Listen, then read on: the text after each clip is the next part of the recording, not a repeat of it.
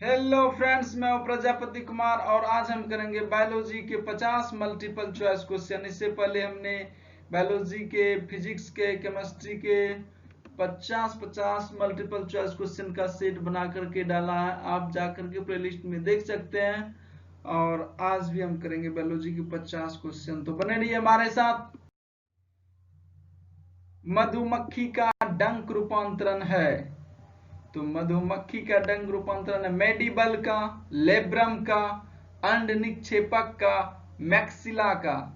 तो क्वेश्चन एक का आंसर होगा सी, अंड निक्षेपक का। तो आंसर होगा फर्स्ट का। पौधों को रोग प्रतिरोधी बनाया जाता है तापीय क्रिया से, हार्मोन क्रिया से, जंगली किस्म से प्रजनन करा करके, कोल्विसिन क्रिया से। तो पौधों को प्रतिरोधी बनाया जाता है जंगली किस्म के पौधों से प्रजनन करा करके। तो इसका आंसर होगा सी, दो का आंसर होगा सी। हरित बाली रोग किस फसल से संबंधित है? ए सरसों, बी धान, सी बाजरा, डी मूंगफली। तो हरित बाली रोग जो है यह बाजरा फसल से संबंधित है। नेक्स्ट, टिक्का रोग किस फसल से संबंधित है? ए सरसों, बी धान, सी बाजरा, डी मूंगफली। तो हम बता दें कि टिक्का रोग जो है यह मूंगफली से संबंधित है। मूंगफली फसल में टिक्का रोग लगते हैं। नेक्स्ट, धान का प्रसिद्ध रोग खैरा रोग किसके कारण होता है? ए फफूंदी के कारण, बी जीवाणु के कारण, सी विषाणु के कारण, डी जास्ता की कमी के कारण। तो धान में जो खैरा रोग होता है यह डी नंबर जस्ता की कमी के कारण खैरा रोग होता है। तो किस में होता है? धान में। नेक्स्ट, चाय में लाल रस्ट रोग किसके कारण होता है? जीवाणु, लाइकेन, कवक, हरे शैवाल। तो चाय में लाल रस्ट रोग जो होता है वह हरे शैवाल के कारण होता है। तो 6 का आंसर होगा डी। नींबू का कैंकर किससे होता है? तो कवक से, बी जीवाणु से, सी विषाणु से, डी निमेटोड से। तो 7 का आंसर होगा जीवाणु से। नींबू का कैंकर किससे होता है? जीवाणु से। फसलों पर आक्रमण करने की कीट की प्राय कौन सी अवस्था अधिक हानि पहुंचाती है? फसलों पर आक्रमण करने की कीट की प्राय कौन सी अवस्था अधिक हानि पहुंचाती है? अंडा, प्यूपा, कैटरपिलर, इमोगो। तो इसका 8 का आंसर होगा सी, कैटरपिलर। इस अवस्था में कीड़े अधिक हानि पहुंचाते हैं फसल को। नेक्स्ट, मिलीबग किस फसल से संबंधित है? सरसों, गेहूं, आम, बैगन या बैंग। तो इसका मिलीबग जो है यह सरसों रोग से, सरसों फसल से संबंधित है। मिलीबग रोग। नेक्स्ट, पौधों का अर्ध पतन रोग किसके कारण होता है? पीथियम डिबेरियनम, बी पेरोनोस्पोला पैरासाइटिका, सी पाइटोथोरा इन्फेस्ट्रेस, डी एल्बुगो कैंडिडा। अजीब अजीब से नाम है लेकिन मैं आपको आंसर बता दूं कि आंसर होगा एपीथियम डिबेरियनम। पौधों का अर्ध पतन रोग इसी के कारण होता है। अग्नि रजा रोग किससे संबंधित है? ए सेब, बी नारंगी, सी अंगूर, डी नारियल। तो अग्नि रजा रोग जो है यह सेब से संबंधित है। नेक्स्ट, गन्ने का लाल संधाद किसके कारण बनती है? तो आपने देखा होगा गन्ने में रेड कलर का एक बीमारी हो जाती है, वो किसके कारण होता है? तो इसका आंसर क्या होगा? पर ये अजीब अजीब से नाम है, इसका ऑप्शंस हैं। तो पहला ए है कोलेटोट्राइकम फेलेकेटम, बी है सर्कोस्पोरा परसेनिट, सी है अल्टरनेरिया अल्टरनेट, डी है फाइलोफ्लोरा इन्फेस्टनस। तो मैं इसका आपको आंसर बता दूं का आंसर इसका ए होगा। गन्ने का लाल संधाद या संरांध जो है यह किसके कारण होता है? कॉलेटोट्राइकम फेलिकेटम, ये इसके कारण होता है। तो नेक्स्ट, मूंगफली में होने वाले टिक्का रोग के लिए उत्तरदायी कवक है? Cercospora personata, Colletotrichum falcatum, Claviceps purpurea, Puccinia graminis. ये अजीब अजीब से बीमारी के नाम है, आप एक दो बार देखिएगा आपको याद हो जाएगा। मे भी अगर एग्जाम में आ जाता है तो आपको बहुत हेल्पफुल होगा। और ये इम्पोर्टेंट है, डिजीज, फसल और डिजीज से संबंधित सारे क्वेश्चन आज रिलेटेड है इसमें, मैक्सिमम क्वेश्चन। तो इसका भी आंसर होगा ए, सर्कोस्पोरा पर्सिनिटा, यह मूंगफली में होने वाला टिक्का रोग के लिए उत्तरदायी है। नेक्स्ट, निम्नलिखित में से किस कवक के कारण बाजरे के ग्रीन ईयर रोग होता है? बाजरे के ग्रीन ईयर रोग किस कवक के कारण? तो इसमें देखें, स्केलोरोस्पोरा ग्रेमिकोला, फाइटोप्थेरा इन्फेस्टिस, ये कवक के सारे कवक हैं। ये केल्विस्पेरा परप्यूरिया, स्केलेरोस्पोरा ग्रेमिकोला। तो मैं आपको इसका बता दूं, इसका भी आंसर ए होगा, स्केलेरोस्पोरा ग्रोमिकोला। ये जो है कवक है, बाजरे में होता है, इसके कारण ग्रीन ईयर रोग होता है। आलू में होने वाले उत्तरभावी अंगमारी रोग के लिए उत्तरदायी कवक है? तो ये सारे ऑप्शन जो है ये कवक हैं, तो आपको सिलेक्ट करना है ये कौन सा कवक है। ए नंबर सर्कोस्पोरा पर्सोनेटा, बी फाइटोइन्फेस्टिस, सी क्लेविस्पेस परप्यूरिया, डी स्केलोरोस्पोरा ग्रेमिकोला। ये सारे अजीब से नाम है, लेकिन आलू के लिए आपको याद रखना है कि आलू में होने वाले रोग के लिए उत्तरदायी है बी नंबर। 15 नंबर क्वेश्चन का आंसर होगा बी, फाइटो इन्फेस्टिस। तो आंसर होगा 15 का बी। नेक्स्ट, सिट्रस कैंकर क्या है?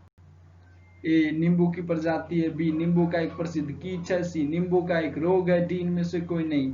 तो मैं आपको बता दूं कि 16 नंबर क्वेश्चन का आंसर होगा सी, नींबू का एक रोग है। तो क्या है? Citrus canker.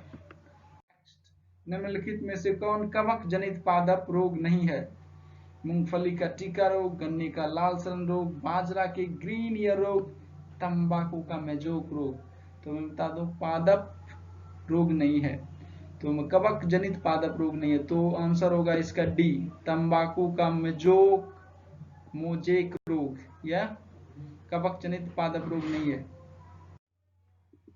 रिंग रोग, रिंग डिजीज के नाम से जाना जाता है। तो कौन सा डिजीज है इसमें जो कि रिंग रोग से नाम से जाना जाता है? तो आप सिलेक्ट करिए आंसर को, ए सैथिल रोग, बी मोजेक रोग, सी बंकी टॉप, डी वार्ट रोग।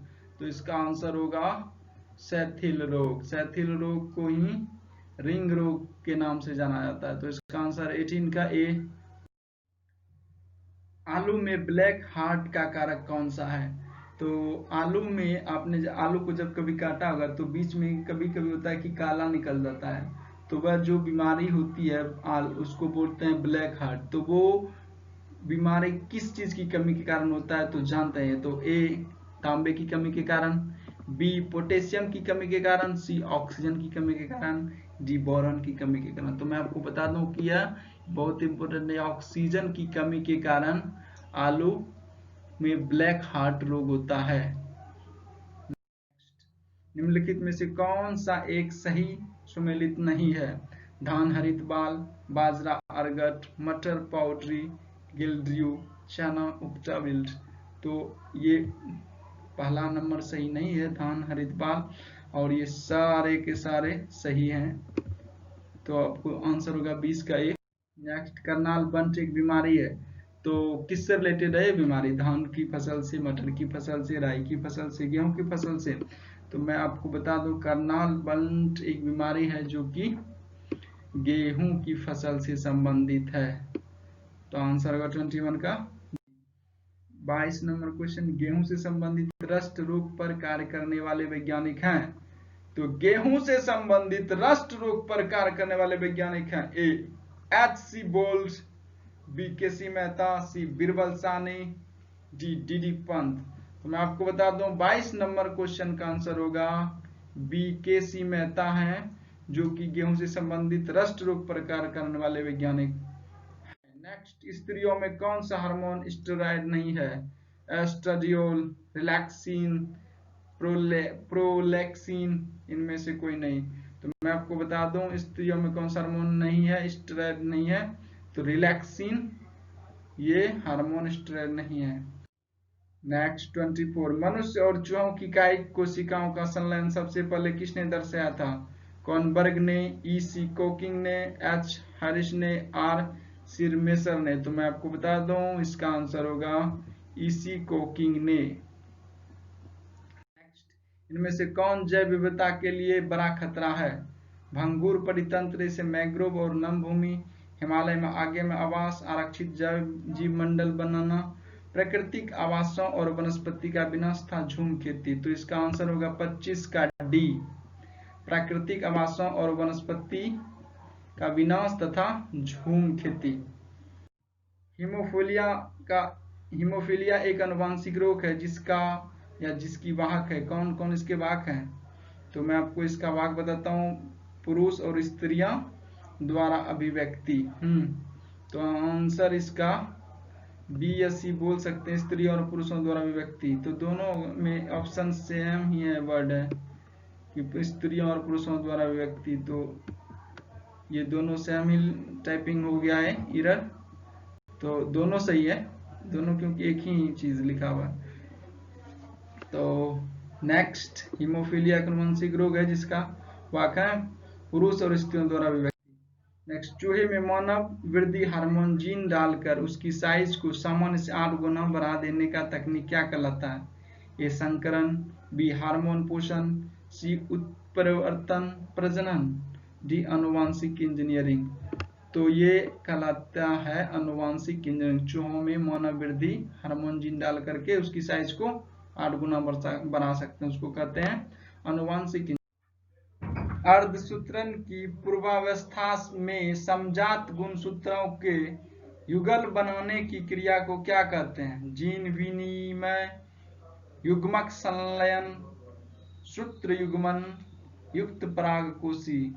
तो इसका आंसर होगा सी, सूत्र युग्मन। उपजाऊ मिट्टी जो सामान्य फसलें उगाने के लिए अनुकूल है, उसका पीएच मान कितना होना चाहिए? 3, 4, 6 से 7, 9 से 10। तो उसका पीएच मान होना चाहिए 6 से 7 फसल उगाने के लिए उपजाऊ मिट्टी का। तो इसका आंसर होगा सी। नेक्स्ट, नई कोशिकाओं को बनने से संबंधित मुख्य ऊतक है। विभुज्योतक, ऋण ऊतक, मृद ऊतक, हरित ऊतक। तो इसका आंसर होगा ए, विभुज्योतक, 30 का ए। नेक्स्ट, अफीम जो एक पादप उत्पाद है, निम्न में से किससे प्राप्त किया जाता है? गन्ने की छाल से, जड़ से, सूखी पत्तियों से, सूखे लेटेक्स से। तो अफीम जो एक पादप उत्पाद है, यह प्राप्त किया जाता है सूखे लेटेक्स से। ये क्या जाता है? सूखे लेटेक्स से। जंपिंग जीन का सिद्धांत किसने प्रस्तुत किया था? तो जंपिंग जीन का सिद्धांत ए क्रीगर मेंडल ने, बी मॉर्गन ने, सी वाटसन और क्रिक, डी बारबरा मैक्लिंटॉक ने। तो आंसर होगा डी, बारबरा मैक्लिंटॉक। नेक्स्ट, गेहूं, जौ, बाजरा, संतरा, राई और रागी किसमें मिलती है? 2 पादप कुलों से, 3 पादप कुलों से, 4 पादप कुलों से, एक ही पादप कुलों से। तो गेहूं, जौ, नींबू, संतरा, राई और रागी 2 पादप कुलों से मिलती है। नेक्स्ट, गन्ना, चुकंदर, मटर, चना, अरहर, उर, फ्रेंच बीन संबंधित है 2 पादप कुलों से, 3 पादप कुलों से, 4 पादप कुलों से, 5 पादप कुलों से। तो ये संबंधित है 3 पादप कुलों से, गन्ना, चुकंदर, मटर, अरहर और उर, फ्रेंच बीन। तो आंसर होगा 34 का। निम्न में से द्विनिषेचन पादप वर्ग का एक खास लक्षण है। ए फर्न, बी आवृत्त बीजी, सी अनावृतबीजी, सी अनावृतबीजी, डी मॉस। तो निम्न में से द्विनिषेचन पादप वर्ग का एक खास लक्षण है, वो लक्षण है आवृतबीजी। बी 35 का बी आंसर हो। पादपों में सबसे बड़ा शुक्राणु मिलता है, ए फर्नों में, बी मॉस, सी फलियों में, डी अनावृतबीजी पौधों में। तो इसका आंसर होगा डी अनावृतबीजी पौधों में।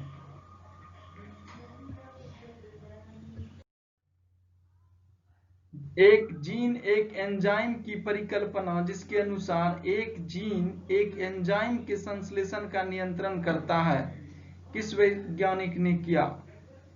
जेकब मेनॉड, आर्थर कॉर्नबर्ग, बीडल और टेटम, इनमें से कोई नहीं। तो इसका आंसर होगा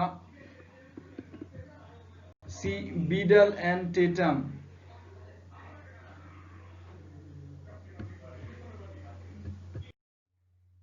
मनुष्यों में गुणसूत्रों के 23 जोड़े होते हैं। एक स्त्री कितने प्रकार के अंडे बना सकती है यदि वह अपने 23 जोड़े गुणसूत्रों में प्रत्येक के लिए विषम युग्मजी हैं?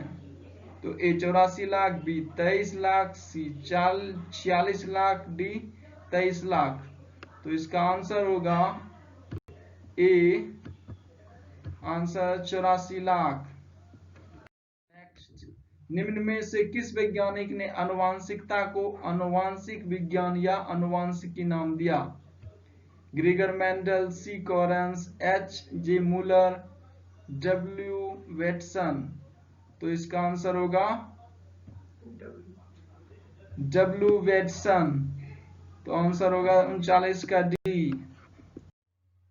आनुवांशिकता को नियंत्रित करने वाले कारकों का जीन नाम निम्न में से किस वैज्ञानिक ने दिया था? तो यहाँ पे टर्म है जीन शब्द जो है सबसे पहले प्रयोग किसने किया? तो A Gregor Mendel, B W Johnson, C Hugo de Vries, D T H Morgan. मैं आपको बता दूं कि यह साइंटिस्ट है डब्ल्यू जॉनसन, जिन्होंने जीन शब्द को प्रतिपादित किया या बोल सकते हैं जीन नाम दिया। तो इसका आंसर होगा 40 का बी। इनमें से कौन सा पादप रोग जीवाणु द्वारा होता है? गेहूं का टुंडू रोग, आलू का कवक कुर्चिका, सिट्स पसमारी, इनमें से कोई नहीं। मैं आपको बता दूं कि इसमें गेहूं का टुंडू रोग जो है यह पादप जीवाणु द्वारा होता है। तो 41 का आंसर।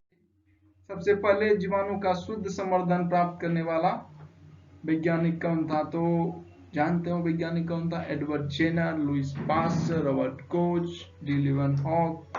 तो 40 नंबर क्वेश्चन का आंसर होगा सी रॉबर्ट कोच था वह साइंटिस्ट जिसने जीवाणु का संवर्धन प्राप्त करने वाला प्रथम वैज्ञानिक था। नेक्स्ट, जिस पादप में नर और मादा दोनों पुष्प उपस्थित हो उसे कहते हैं, जिस पादप में नर और मादा दोनों पुष्प उपस्थित उसे कहते हैं द्विलैंगिक, उभयलिंगाश्रयी, पृथक लिंगाश्रयी, इनमें से कोई नहीं। तो उसको बोलते हैं, क्वेश्चन नंबर इसका बी होगा, उभयलिंगाश्रयी। नेक्स्ट, विभज्योतक एक पादप उत्तक है जिसका कार्य नई कोशिकाएं बनाना, पादप देह को मजबूती प्रदान करना, स्त्रवन, जल और खनिजों का अंतरण। तो 44 का आंसर होगा ए नई कोशिकाएं बनाना। निम्न में से मुर्गी की कौन सी नस्ल दुनिया में सबसे ज्यादा अधिक अंडे देने वाली है? श्वेत लेगहॉर्न, ब्रह्मा, काली मिनोरकोआ, एस्ट्रोश्वेत। तो इसका आंसर होगा ए श्वेत लेगहॉर्न। ये सबसे अधिक अंडे देने वाली मुर्गी है, मुर्गी की नस्ल है। मुर्गी के अंडे में कार्बोहाइड्रेट की मात्रा है 0 ग्राम, 0.5 ग्राम, 1.3 ग्राम, 2.5 ग्राम। तो मुर्गी के एक अंडे में 0.0 ग्राम कार्बोहाइड्रेट होती है। निम्न में से कौन सा पशु जुगाली नहीं करता है? ए ऊंट, बी सूकर, सी बकरी, डी भेड़। तो सुकर या सुअर जुगाली नहीं करता है। तो आंसर 47 का 48। फल पकने की क्रिया को कैसे तेज किया जा सकता है? आसपास ऑक्सीजन सांद्रण घटाकर, आसपास के एथिलीन सांद्रण को बढ़ाकर, पादपों की पानी की आपूर्ति घटाकर, फल परिपक्वता के दौरान यूरिया का छिड़काव करके। तो इसका आंसर होगा बी, आसपास के इथिलीन सांद्रण को बढ़ा करके। और ये इंपॉर्टेंट है, इथिलीन जो है फलों को पकाने के लिए प्रयुक्त किया जाता है। नेक्स्ट, जीरोप्थेल्मिया आहार में कमी, आहार में किस कमी से होता है? ए प्रोटीन, विटामिन ए, राइबोफ्लेविन, दिन में से कोई नहीं। तो जीरोप्थेल्मिया आहार में विटामिन ए की कमी से बीमारी होती है और यह बीमारी नेत्र में होती है। नेक्स्ट, मानव की सबसे बड़ी पाचक ग्रंथि कौन सी है? मानव की सबसे पाचक ग्रंथि यकृत, तिल्ली, अग्नाशय, निम्न में से कोई नहीं। तो मैं बता दूं, मानव की सबसे बड़ी पाचक ग्रंथि यकृत है, तो इसका ए होगा। Thanks for watching, subscribe my channel. इस तरह की वीडियो मैं लेकर के आता रहूंगा। ये वीडियो थोड़ा सा टफ था क्योंकि इसमें बायोलॉजी के वर्ड टर्म बहुत डिफिकल्ट थे, लेकिन इंपॉर्टेंट था कि इसमें फसल और रोग से संबंधित था, जो कि कहीं ना कहीं 1 मार्क्स का 2 मार्क्स का आ जाता है एग्जाम में, जो कि हमसे छूट जाता है। लेकिन आप कर लेंगे तो शायद आप उस क्वेश्चन को 100% श्योर करके आएंगे। Thanks again.